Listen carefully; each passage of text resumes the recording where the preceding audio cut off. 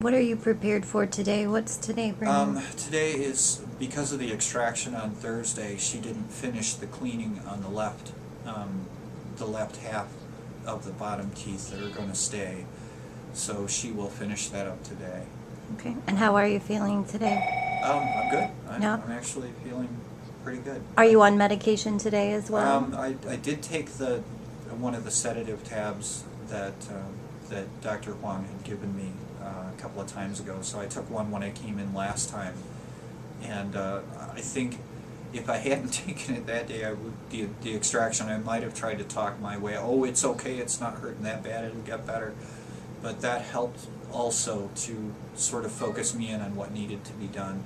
So I did take a sedative tablet today, but it doesn't seem to, I don't feel as, I think I was kind of conflicted when I came in here last time because I was relaxed, and at the same time on some other level I was kind of stressed out. Right. But it went, to have that extraction done, it was kind of getting over a hump, because now I'm past that, and also I want to admit kind of on camera that I smoke, and I don't smoke a lot, but I think that smoking probably contributed, if not caused, the loss of the blood clot, which causes dry socket. And so when I come in for the major extractions, which in my case are going to happen on top, I won't be smoking at all by then. It's convinced me that whatever that date is of the appointment, I will not be a smoker when I walk in, because I do not ever want to go through that again. Right.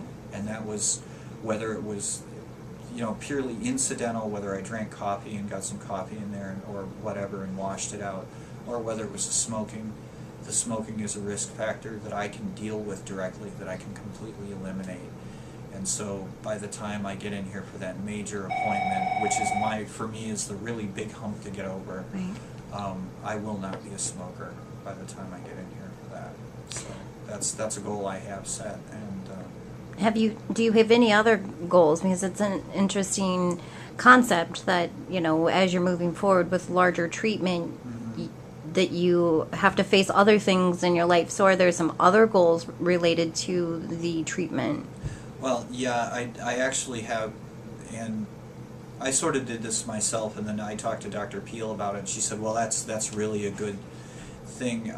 I have this anxiety. I have a fear of dying in a dentist's chair, and that happened to someone that I knew maybe 15 years ago now.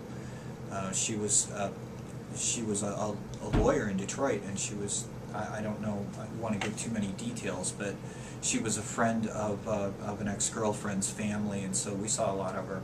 But she had some reaction to the medication. She had a weight problem and a bad heart, and she died in the dentist chair. And I smoke, so that puts me at risk. But I'm pretty active, and I don't have a lot of those other factors. But Dr. Peel said, well, if that's one of the centers of your anxiety, then prepare. Make some preparations about what would happen if you did. Not that it's likely that it will, but at least then you'll feel that you'll have some control over that.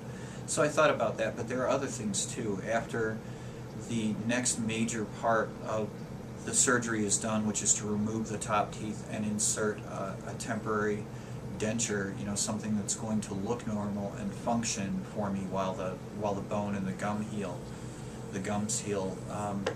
Then I can smile again. I can go out and start getting a client base together, because I'm a consultant. I'm an IT consultant. I've done a lot of things having to do with computers and networks, but nobody wants to see a guy with completely wrecked teeth come into their office environment where everyone's being professional. It isn't, and I've had some direct experience with trying to consult looking like this, and it wasn't that anyone was going to really say anything major about it, but I know that I experienced reactions to that, and it makes a professional presentation very difficult. So once I have that done, then I can get back to work on on a much more public presence level. Maybe I'll end up going back to the University of Michigan and working for the hospital or for LSNA or something. I don't know. And maybe I'll just do freelance consulting more with different people. I do know a lot of people in town. The other thing I really want to do is go back to school, and I'd like to be able to do that by the fall. I don't think I'll manage that beforehand, because I know that part of it, once I have the denture in, I'll probably have to relearn some things about diction and articulation that even now I've had to sort of relearn how to speak without sounding like, you know, like the English Cockney do, where they don't lift their lips and talk like that. And so I have to really practice my diction. I'm a musician, I sing, and I've done a few little video clips lately of myself singing with the camera in on my face, so I can really look at myself and see how I sing.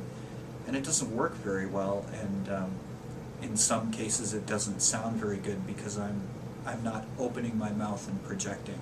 Right. So those are things, and I want to go back into music as well. I used to play on the street a lot, in coffee shops, had a band for a while, but with my teeth like this, it makes it difficult to get out in front of a crowd and sing.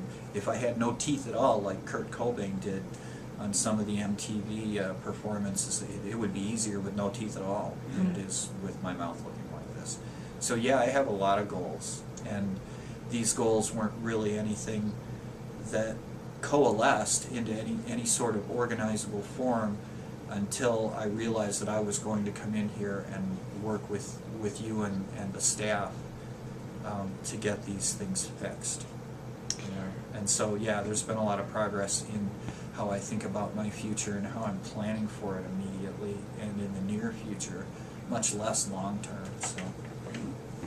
Well, So yes, I do have other goals. right, you wouldn't think that a conversation about dentistry would involve life goals, but that's Oh. how very much all of that can impact your whole Well, life. I'll tell you what, not having a conversation about dentistry and not pursuing those goals, for me, has become just not doing those things has pretty much shut down the pursuit of a lot of goals, because, you know, I go to a place and say I want to play there and not smile, or when they figure out that my teeth are horrible, they're, you know, well, people are going to see this, and how are you going to sound, and the critique that comes up because of that, you know, and personal relationships, which have been very difficult for me. The kind of people that I've had, the kind of women that I've had, you know, personal, intimate relationships with in the last few years, I started thinking about that. What kind of attitudes and what sorts of self-esteem and self-respect issues are they dealing with, because they're willing to deal with me, who is definitely not taking care of myself. So they're on so many levels. Not having the dental conversation has resulted in a degradation of goals of you know, any sort of future planning. A real loss of quality of life. Loss of quality of life, of lifestyle. You know, many things that I can't afford because I'm not working to my abilities, to my passions, and so the money doesn't flow, and I have lost creativity, I have lost productivity, I have lost vitality, and those are the three elements of how we measure something like self-actualization.